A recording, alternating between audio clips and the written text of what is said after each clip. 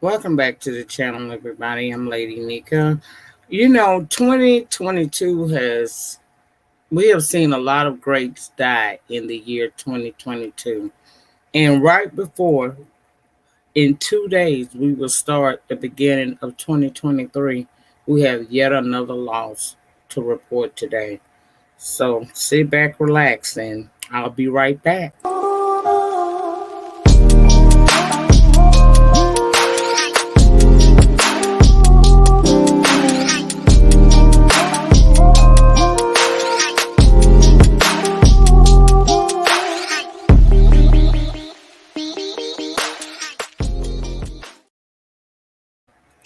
Barbara Walters, the trailblazing television news broadcaster and longtime ABC News anchor and correspondent who shattered the glass ceiling and became a dominant force in the industry once dominated by men, has passed away. She was 93 years old. Walters joined ABC News back in 1976, becoming the first female anchor on an evening news program. 3 years later, she became co-host of 2020, and in 1997, she launched The View. In a career that spanned 5 decades, Walters won 12 Emmys, 11 of those while at ABC News.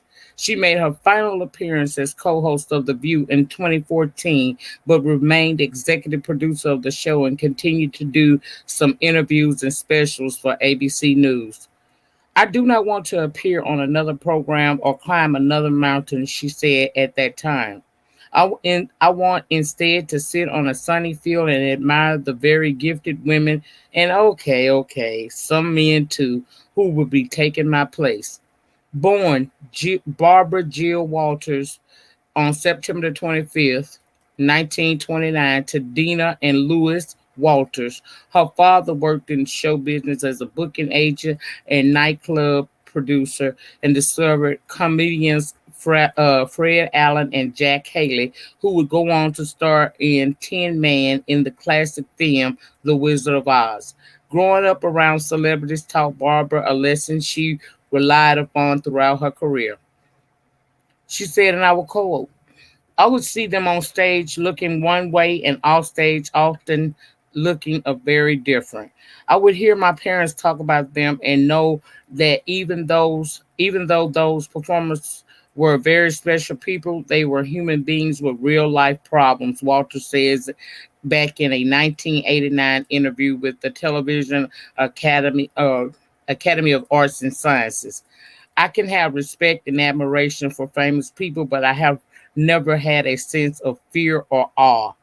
In her 2008 memoir, Audition, Walters revealed that she got her ambition to succeed from her older sister, Jacqueline, who was born developmentally disabled. Her condition also altered my life, Walters wrote.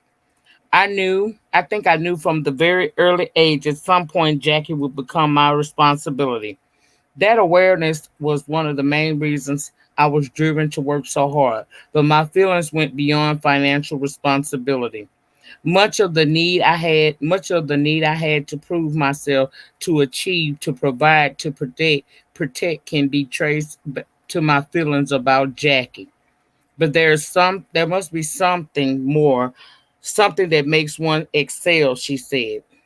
Some may call it ambition, I can live with that. Some may call it insecurity, although that is such a boring common label, like being called shy, that means little. But as I look back, it feels to me that my life has been one long audition, an attempt to make a difference and to be accepted. After graduating from Sarah Lawrence College in Bronxville, New York in the 1950s, Walter found work as a publicist and television writer before landing a spot as a writer on NBC's Today Show in 1961. She would become the program's first female co-host in 1974 and won her first Emmy for the following year for Outstanding Talk Show Host. I've been watching this woman since I was a little kid. A little kid. I'm going to link the article to which I was just referencing down in the pinned comment. But I remember from a small kid waiting on Barbara Walters to have these interviews. She was notorious for getting your tea out there. She been exposing people since I was a child, and she also had compassion. And although, people will try to make this like, why are you upset or sad about this lady? Man, Barbara Walters was a trailblazer.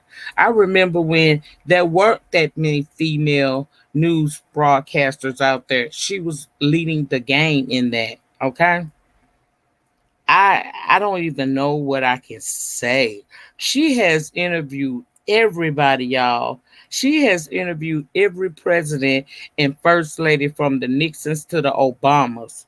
She interviewed President Donald Trump and First Lady Melania Trump before they even entered the White House.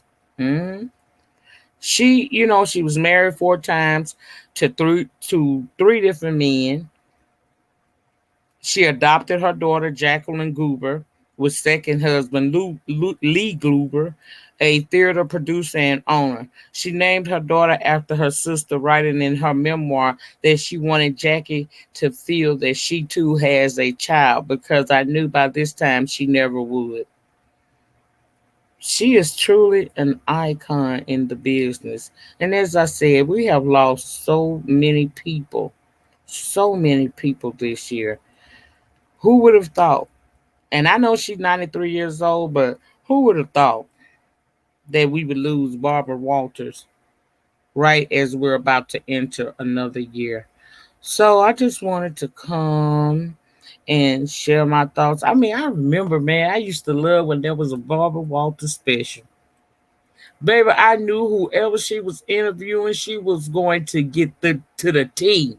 And what I loved about Barbara was Barbara would get your tea and still remain a lady and classy. She wasn't sleazy with her reporting. She would just get to the bottom of it. And she would allow you to feel like you were talking to your good friend. And girl, on many of those videos, many of those, I mean, specials, you will find people telling more than what they actually wanted to probably tell.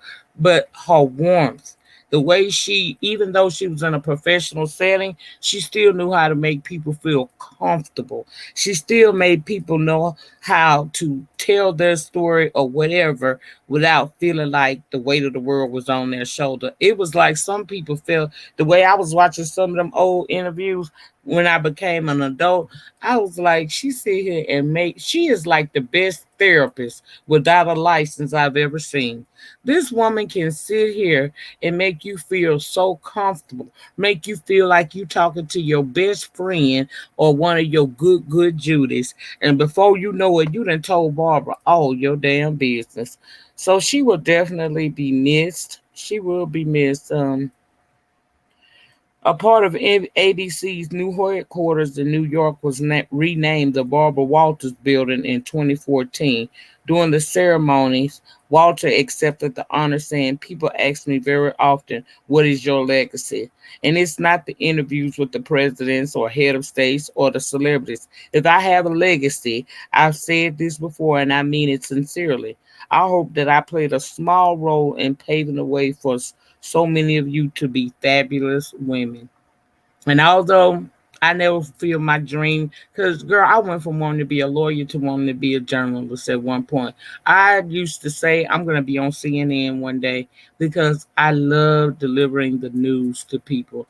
And I guess YouTube is my little way to somewhat get out my, that bucket list thing that you may want to always wanted to do, but now that you know that you're at the midpoint of life, you like, ah, shucks, forget it. So I'm grateful for you two for giving me an opportunity to somewhat live out one of my dreams that I had as a kid. When the dream of becoming a lawyer was dashed, I went back to school back in 2018, and I was like, I'm going to become a journalist. And life started to happen, and I found myself leaving 2 years into the game. Sometimes I think maybe I should go back. I don't know. But I know that I can tell you this: Barbara Walters was the first woman I saw on TV that made me have that inspiration to want to do that. The way she remained classy and professional, but got down to the crust of things, is amazing. So she definitely will be missed. And rest in peace goes out to Barbara Walters. And my condolences to her family, her friends, and her legion of supporters, because she don't like people calling her fans. You guys have a wonderful remainder to your day or your evening. I plan on doing the same. And until next time, we out. Peace.